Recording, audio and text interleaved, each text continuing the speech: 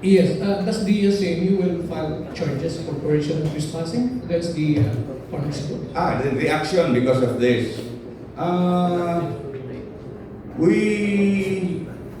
We have prepared actually all the affidavits are in place. We just waited for this forum.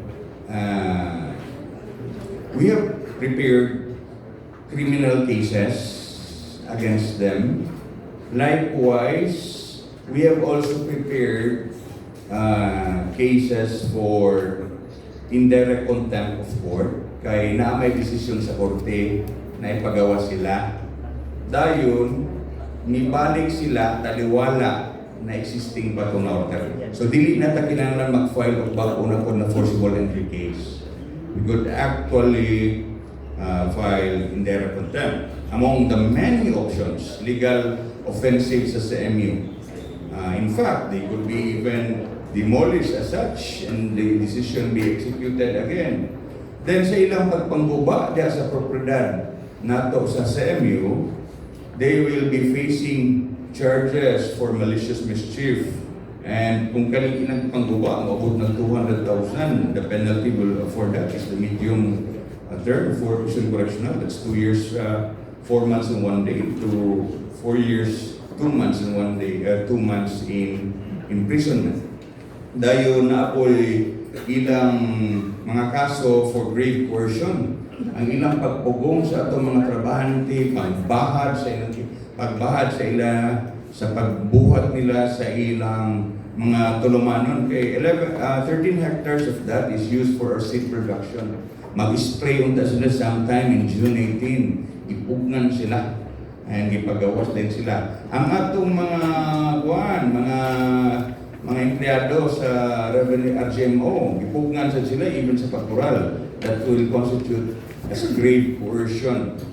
And they could also be guilty with Article 281 of the Revised Penal Code for unlawful entry or criminal entry. Pwede po na sila. Grave threats as well. Kaya daghan kaayo ang atong mga opisyalis o mga empleyado sa inyo na ilang ibaharan ang mga kinabuhi. So they're facing they will be facing these criminal charges. In addition to their conviction of the criminal cases filed against them during 2024. So, we hope na ang mga inosente na mga membro sa atong publiko dili magasuporta na o maga-interest over anak ng mga yuta kay nahitabo ng guna sa ara nila na kay area diri maghatag og kantidad alang aning mga tawhana. So we're dissuading you because they don't have any ownership nor title over this property. Neither does any order from the DAR give authority, though no revert the use of this land into alienable, disposable for purposes of agrarian reform. Thank you. Yung pangutana. So, sir, do you have any discoveries about kinsay gapaloyo ani? Politicians, businessman, para mahuman ng issue kay, di ba, we are struggling this kind of issue for several years ago, di ba? So, imposible magwalay politiko at Bukidnon o businessman gapaloyo. So, do you have any idea kinsa ni sila? Kinsay backer, sir? Politiko ba, businessman ba, o katubag sa flood control ba? Yeah. Para maklaro na ito, nasa sektor ba? Yeah. Maski i-whole of nation approach ni sir na kini ko nagod gyapon yung mga loopholes, even congressmen, senators, mga accused sila po kargado po na sila abogado sir. So kung sa lugar ka ng syndicate gyapon. Anyway, wala may magkuan. That's not our primary concern kung sa ilang backer. Kasi mga backers nila, we know that they have political supporters and they have some supporters from the communities.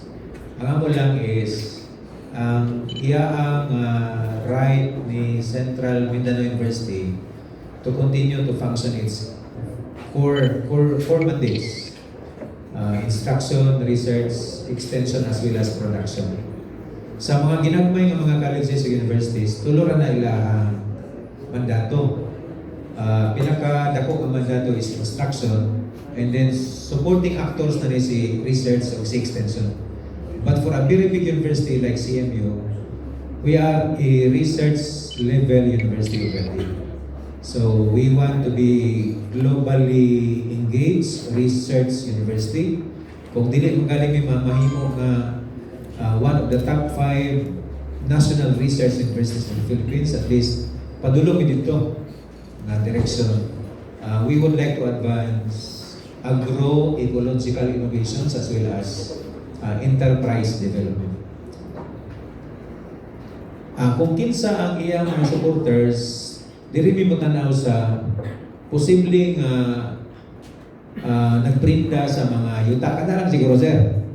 Kisa'y posibleng nagdawat o prinda sa yuta diri kang CMU. So kana murag isa siguro na inyong ipangutana sa radyo, sir. Kay basig na mo tukan mga ako. Kinsa ang nakadawat o prinda sa prinda-prinda system diha sa mga yuta nga nahisulod diri sa PP 476. In our case, we were able to get some photocopies. Muna yung isa sa kuan ron gi-scrutinize. We would like to get some original copies of those deed of sale. Na yung mga deed of undertaking, not deed of sale. Deed of undertaking. Nakakuha kong photocopies sa uban ng mga deed of undertakings. Muna nga among butang sa amo ang to-do list sa legal to make follow-ups on these deeds of undertaking. Kung asa ni nahitabo, asa nga barangay, kinsa nagpirma, kay most likely, ang mga barangays naani sila yung original copies. So na yung mga pangalan diri nga na-mention. Some of these are businessmen in Valencia, some are businessmen in Quezon. But we will not divulge the names, no? As of this early, we will not. And regarding some details ng DAR Secretary Order, we cannot comment much because as said by Attorney Saison, we were not furnished original copy of that particular document.